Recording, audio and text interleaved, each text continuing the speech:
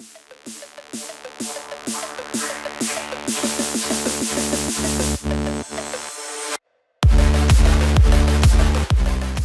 everybody, I'm Greg Soul and welcome to another CIQ demo. So today I'm going to be showing you a little bit that I learned about list slicing. I was kind of trolling the internet for video fodder and I went down a rabbit hole to another rabbit hole to yet a third rabbit hole probably. And I found something called list slicing. And then from that, I found out that loop control has extended options. I'm going to show you those really quick and kind of how they react and how you can maybe use them in a couple of different ways. So oftentimes, I'm going to be iterating over a list in my automations. I would say that's super common. And it's not usually a hard-coded list. Most often, it is one that I'm going to go and I'm going to retrieve somewhere. I'm going to run some task that's going to go and pull some information, create a list out of it, and I'm going to iterate over it to perform some kind of operation. And so you can think of a list kind of like an array. Essentially, it's a variable that has a whole bunch of stuff that I want to operate against in some way, right? So I want to loop over that list, right? Start at thing 1, then go to 2, then 3, and then perform these actions on it. And Ansible makes it really easy to do that with the loop operation. It used to be kind of like with items, and now we use loop, although with items still works. There used to be a lot of actual with things like with flattened and other things like that. So most of those have kind of been consolidated into loop. So if you are looking at some old playbooks and you ever run across those things, just realize those were the old ways they actually implemented some looping. But list slicing, as demonstrated here, so in this very first task that you see here, well, actually, let's start kind of at the top. You see in the var section, I've created a var called my list, and it consists of A, B, C, D, E. So just kind of some simple dummy data that you can iterate over that we can see what's going on here.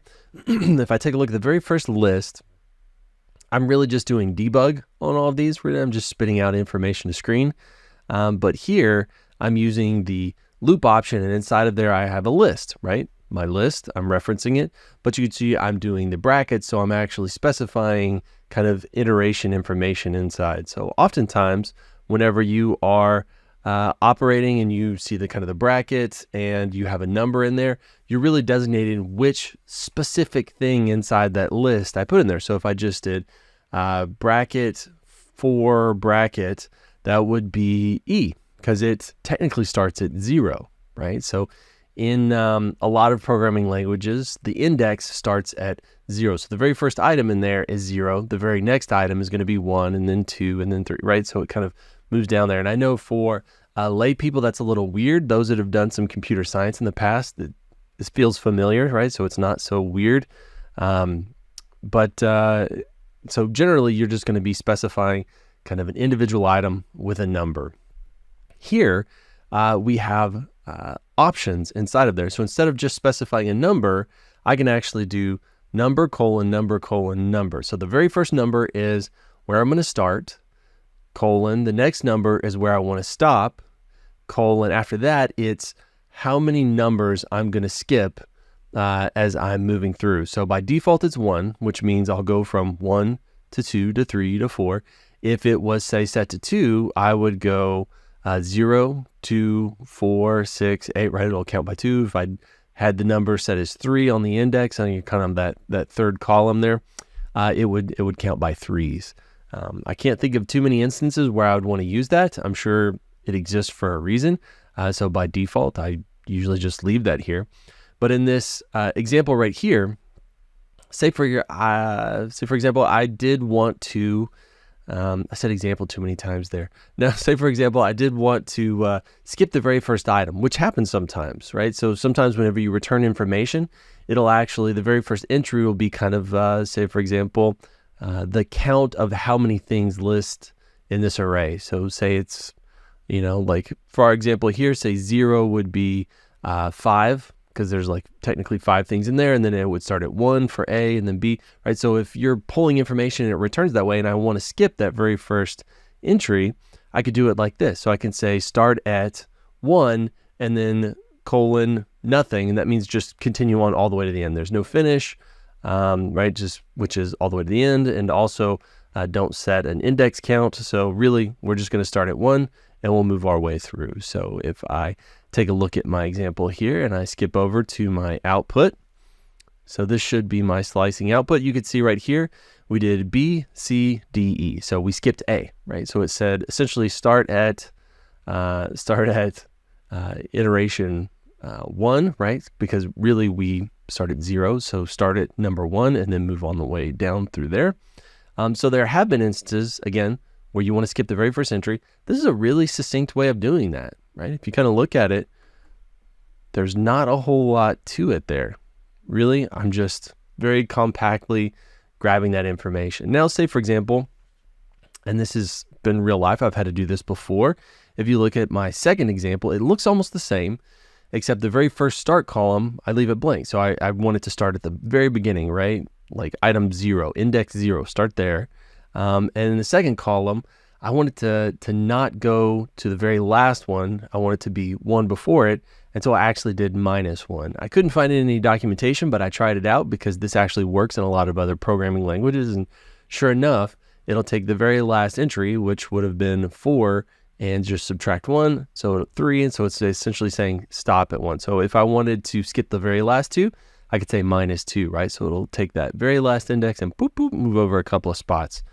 And if we take a look at the output right here, you should see it showing A, B, C, D. We're leaving off E, right? So that very last entry isn't getting put in there. So again, really quick ways of skipping initial entries, skipping in entries. I could put a static number in the beginning, static number at the end, and we'll always read kind of that chunk of information in there. So I don't know that it's always going to be useful for you, but I thought it was actually pretty cool, pretty clever way of doing that. Now, I know there are some other ways of accomplishing the exact same stuff. So I thought I would show you the example here. In this task, I'm using a conditional in here.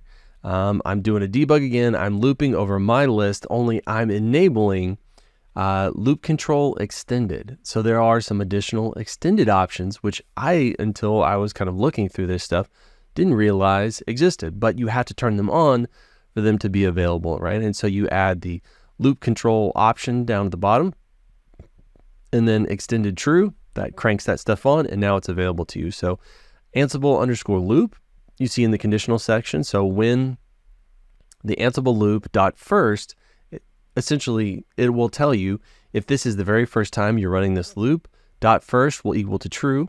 If it's not, it'll equal to false. And so here I'm just saying when it's not the very first run, go ahead and spit out the information, right? Spit it out to screen. So essentially it's operating the exact same way as the first one up there. A couple of more options. Of course, there are extra things that are available to you in the extended options. I'm going to show you those here in a minute, but let's pop back to the output and you should see, so that was what it looked like when we ran it the very first time, right? With the list slicing.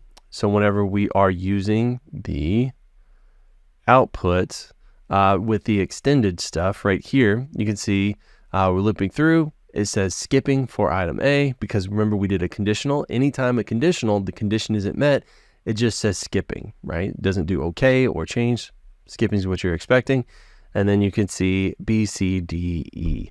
So on the first ones, there was no skipping option, right? Because it essentially removed that from the list of things we were going to operate over. Here, it's still going to operate over the entire list, except doesn't meet the condition, so it skips. So it performed exactly what we wanted it to do, just in a different way. So taking a look here, I was using the message option, right, on the debug module. And so the debug module has a couple of parameters you can put in there. You can do message or you can do var. Message allows you to craft a message, have it show up exactly as you want.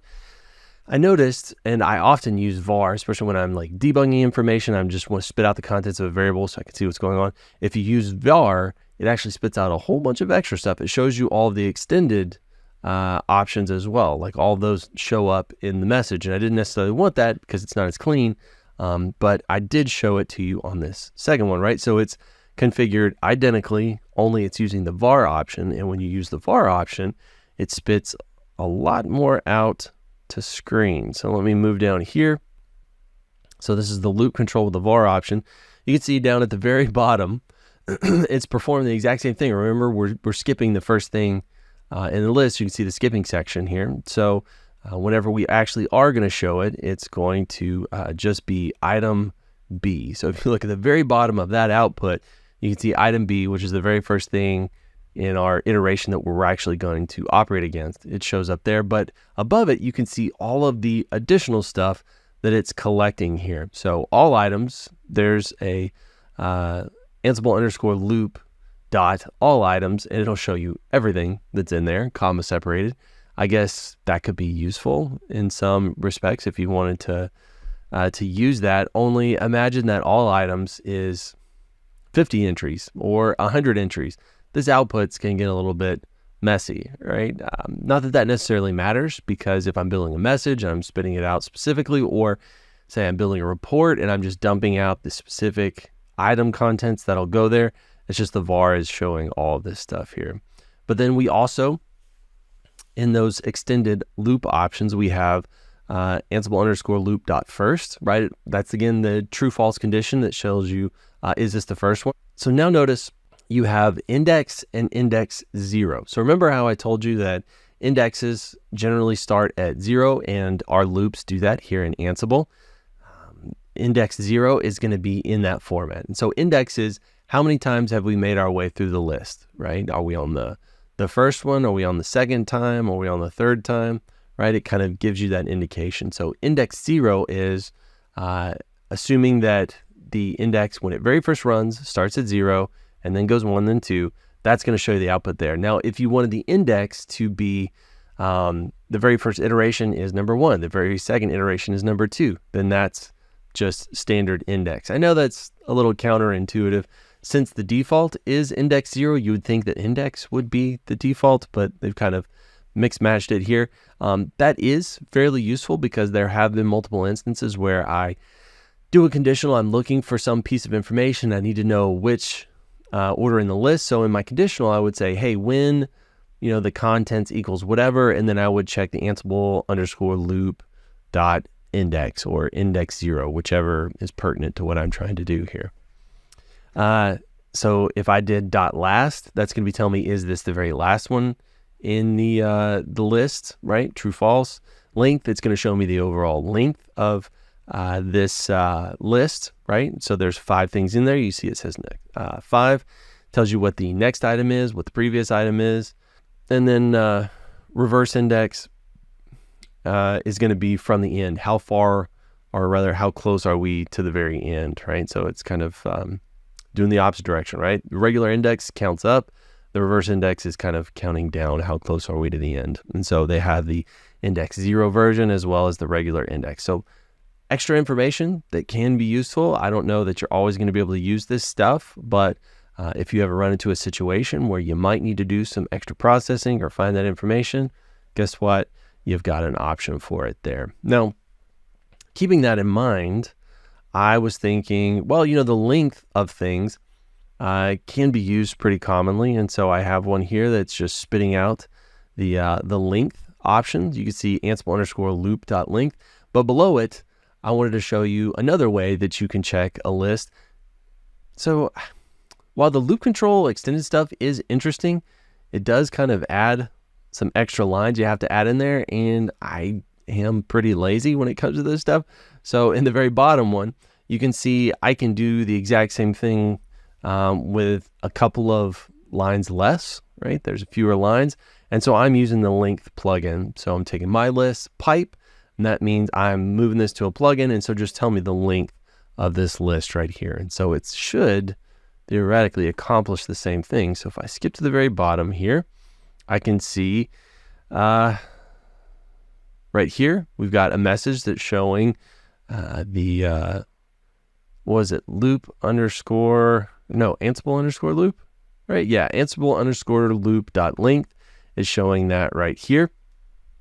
Well, let me scroll back down as 5. And then the other one is using the length plugin to display that the list is actually 5. So you get the same information. So I don't know that you're going to be able to use this super commonly, but I thought it was like kind of a cool trick, cool tip. I actually found and learned several things, which I love doing.